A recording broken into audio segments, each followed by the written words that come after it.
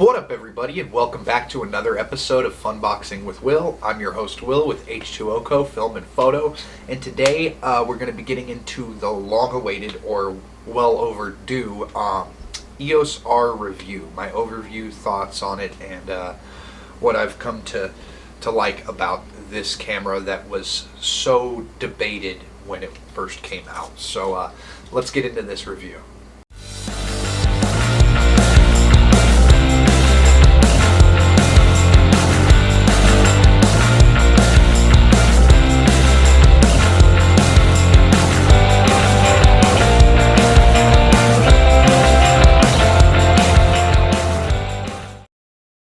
Alright, everybody, now before we get into this review, I just wanted to go ahead and thank all of my subscribers. Anybody who goes ahead and clicks that like and subscribe button, I really appreciate you. Hit that like button if you find any of this content at all useful or informative. I really appreciate you guys. My channel so far has grown bigger than I ever thought it would, and I'm just really humbled by that, and it tells me that what I'm doing is actually providing a service to my community. So I just really appreciate you guys. And like I said, go ahead if you find this valuable or informational at all, informative, to hit that like and subscribe button. I really appreciate you guys. So like I said, today we're going to be doing a EOS R review. Now it is January of 2021, so the camera has been out now for 2 years, almost 2.5 years at this point. So I know I'm kind of behind the times. I don't know if you'd seen my earlier videos. I had talked about trying to get more relevant products that are more up to date to do reviews for you guys in the future here, and I'm currently working on that. It's actually part of the reason that it's been 2 weeks since I put out a video. But so today I wanted to talk about the EOS R, and it's been a very debated camera. Since it was released, a lot of people found the specs on the camera to be very underwhelming for the technology that's available at the time that it came out.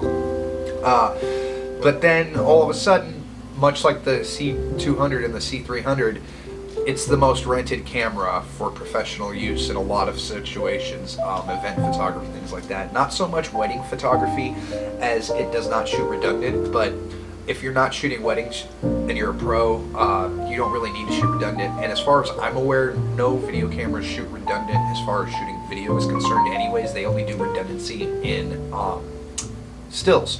So, not to be scripted here or anything, but I didn't want to screw anything up, so I went ahead and wrote down the specs. I'm going to go ahead and spit out the specs real quick for the camera, and then I'm going to go into a little bit of my personal experience with the camera, just for you guys to be aware of what's going on. So, it's a 30.3 megapixel camera sensor. It's a full frame sensor with a magnesium weather sealed body, so that is a very pro feature. If you're coming from something like, right now I'm recording on the T8i. It was my go-to camera for forever, and this is my first pro body camera, and that is a really nice feature, having that weather sealed capability, so I can take this out in the rain.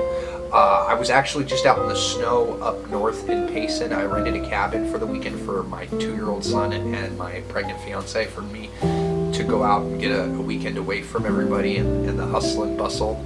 So I was able to take that camera out in the snow and get some really good stills of my son throwing his first snowball. So I really did have some fun with it this weekend. As I said, it has a 30.3 megapixel sensor with 31.7 million pixels in the pixel count, which is it's the radius times by like the height and the width of the sensor itself. So the image types and stills that it shoots are JPEG. It also shoots RAW, 14-bit, and 14-bit compressed RAW, which is CRAW. It's kind of essentially just a smaller RAW file. RAW files they consist of a lot more detail than a JPEG file. So when you shoot a RAW file, they're better to edit with in post. You can do color grading on them, and you have more leeway to stretch the image a little bit further without it degrading. So RAW is always the preferable way to shoot. CRAW is the same thing, it's just a condensed file, so it's a compressed file. It doesn't take up as much space on your SD card. It has dual pixel autofocus in all modes, including 4K, which is awesome because I came from the T8i, which is a great camera. Don't get me wrong, I love my T8i. It just has some caveats that I didn't really enjoy, and one of those caveats was that when you went into 4K mode on the T8i, you lost that dual pixel autofocus, which the EOS R does retain in 4K, which is amazing, and it's so fast. It's such a great autofocusing system.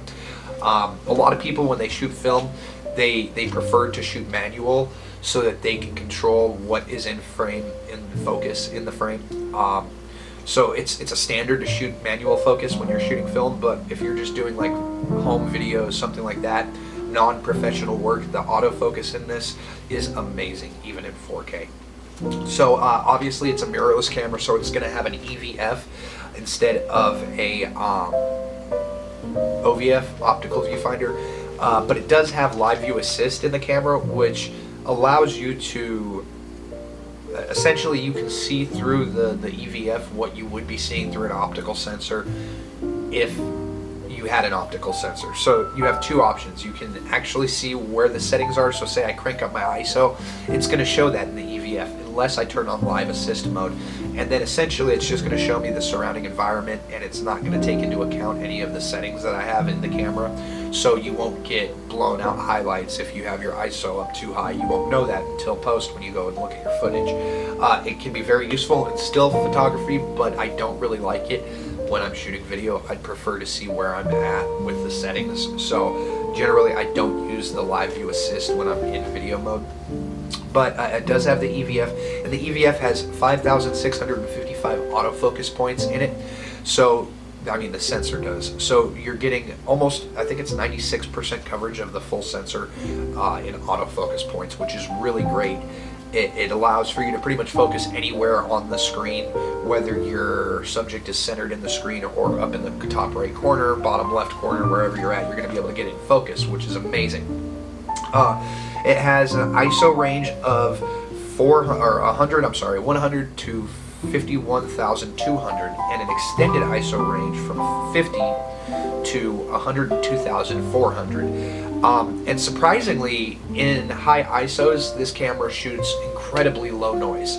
So I'll show you a couple examples here in a second. I'm going to throw these up on the screen. These are some higher ISO stills that I took. I believe this one was at 6,400 ISO.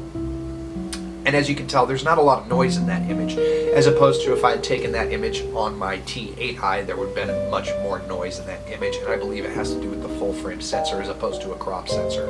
So there's that. And then as far as frame rates and stills per second, with the EVF, you can shoot 8 frames per second, and with the mechanical shutter in it, you can shoot 5 frames per second. So as far as sports photography goes, or wildlife photography, it is useful for those things, but it's not going to be as useful as something like the 1DX Mark III.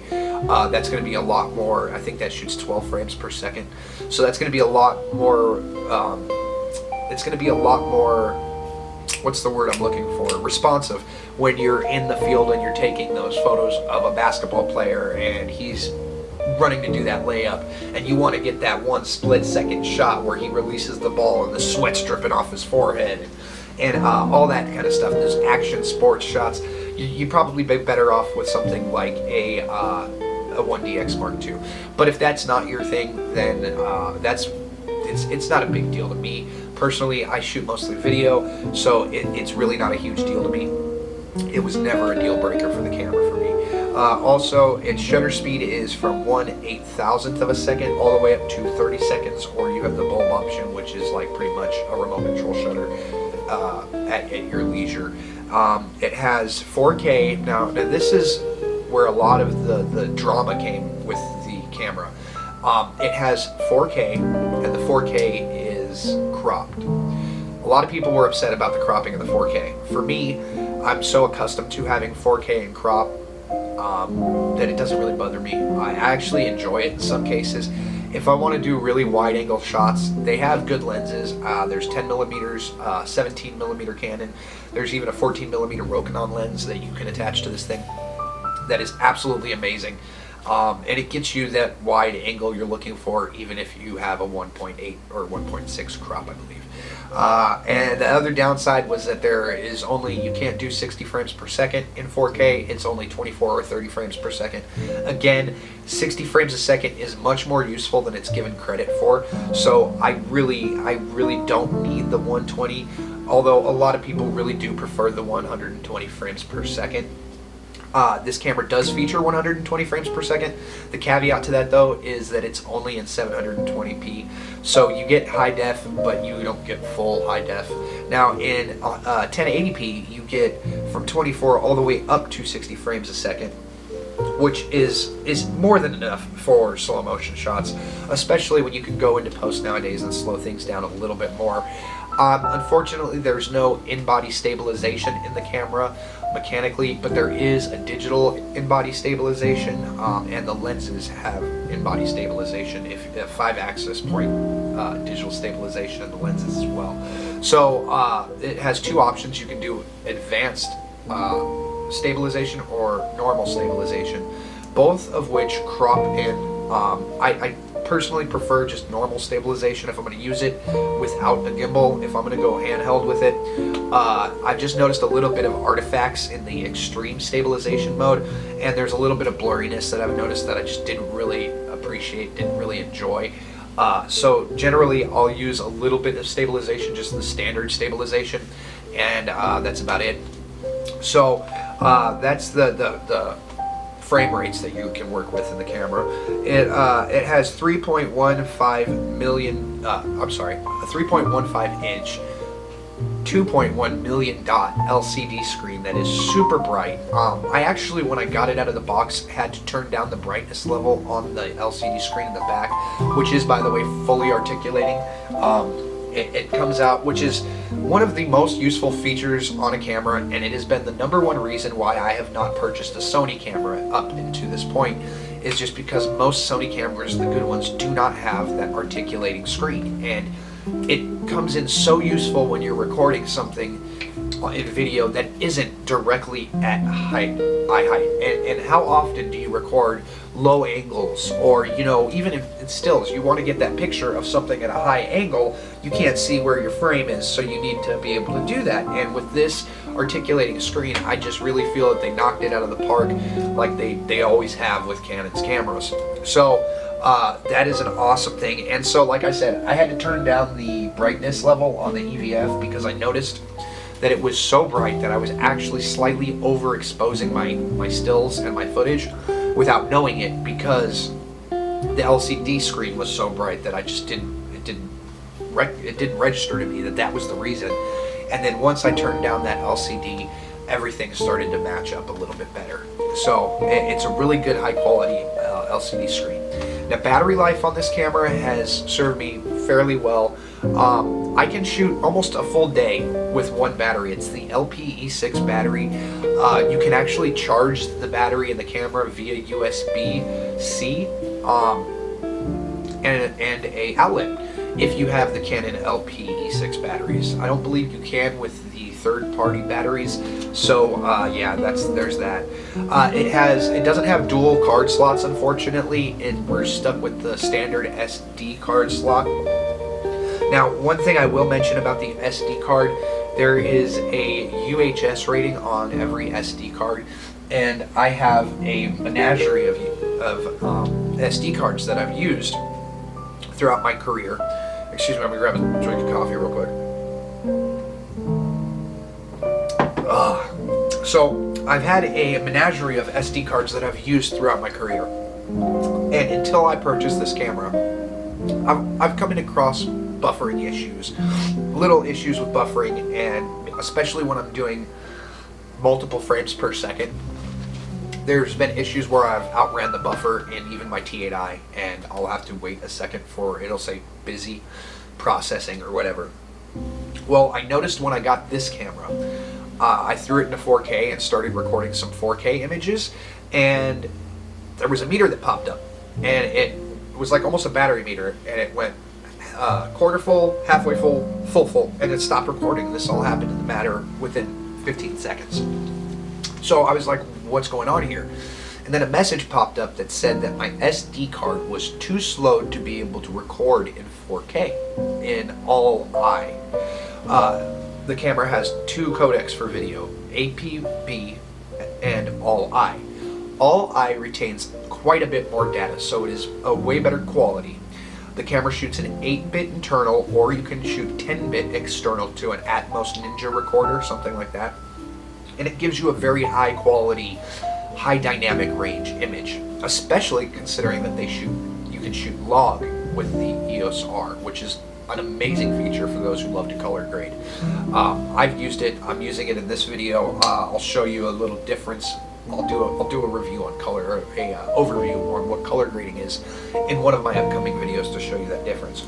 But it has a UHS rating, and my SD cards were all UHS 1. So I ended up looking into it, and there's something called a UHS 2 SD card. It looks like a standard SD card, except for it's a little bit more hefty, and I've noticed it has I think 4 or 5 extra contacts on the back. Well, it's a high-speed card, and that's what it does. It runs at a higher speed than the standard SD cards, even your high-speed SD cards. So once I put that in the camera, it was a little bit more expensive. I believe I paid $99 for a 64 gigabyte card on Amazon. I'll put a link in the description to that. But once I put that card in, it recorded 4K. No problems. I haven't had an issue since. I have not outran the buffer, since either. So it was a really good decision to get that card. And if you're going to buy this camera, I would definitely suggest getting the UHS 2 cards. Now, the camera's weight itself is 580 grams. That is without a battery and without a SD card. Now, once you put those two items in the camera without a lens, just the body alone, it's 660 grams. It's almost a pound and a half, I think, camera. And with a lens, the lens that came with the camera I purchased was the RF24 to 102 millimeter or 105 millimeter lens, and that is a very great lens. It's an RF lens, so it's weather sealed as well, but it is a hefty beast. It is a big lens, if you can't tell.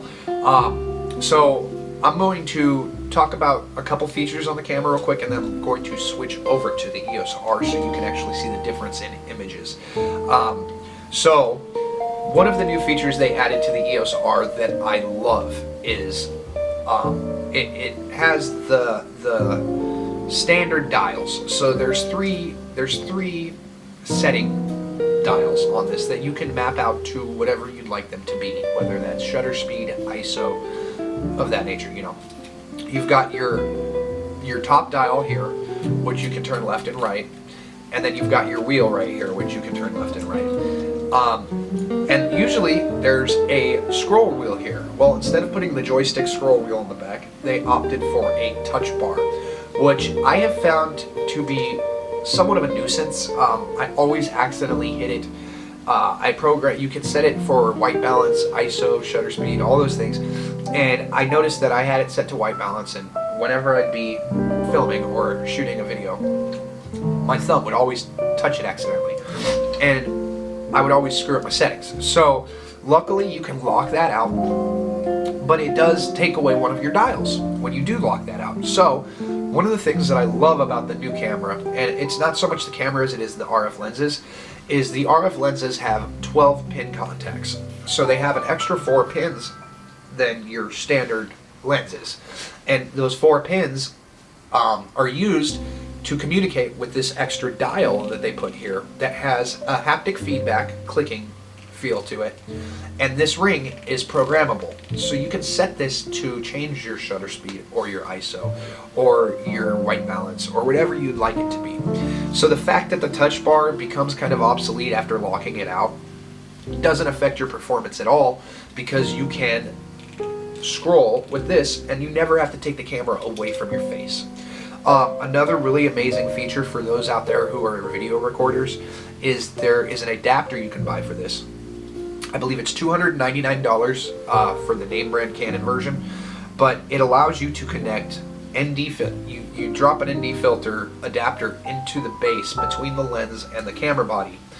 and it has a dial on it, and with that dial you have, I think, a 6 to 8 stop ND filter that's built into the camera body, as opposed to having to screw on ND filters to the front of the lens every lens that you switch out. That is an amazingly awesome feature that I am so happy to see they did. It makes it more almost like a cinema camera, almost like a C200 or a C300, where you have that option of built-in ND filters. It is an extra expense, but if you are a video guy, or gal, to be correct, sorry, that is just an amazing option to have, and it's well worth the $200 extra. Another thing that I love about this camera is that this camera has an adapter for EF glass. So if you're like me, and you're coming from a lower budget camera, because the MSRP on this, I believe, I picked it up on sale with the lens and the body for $28.99. And I know that that's dropped in price since it originally came out. I think it was like a $3,000 camera when it first came out. So if you're like me and you're coming from like a T8i, a T7i, hell, a T3i, an M50, I own an M50 as well, you're gonna have a lot of EF glass lying around. And the great thing about this camera is that it accepts all EF glass with an adapter.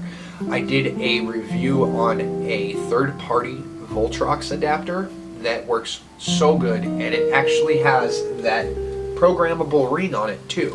So when you adapt your EF glass to your Eos R, you still have that programmable ring right there. You don't lose that just because you're using EF glass.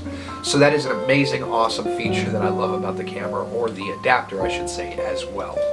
So right now I'm going to go ahead and throw this onto the Eos R so you can see the difference in images, and we'll be right back.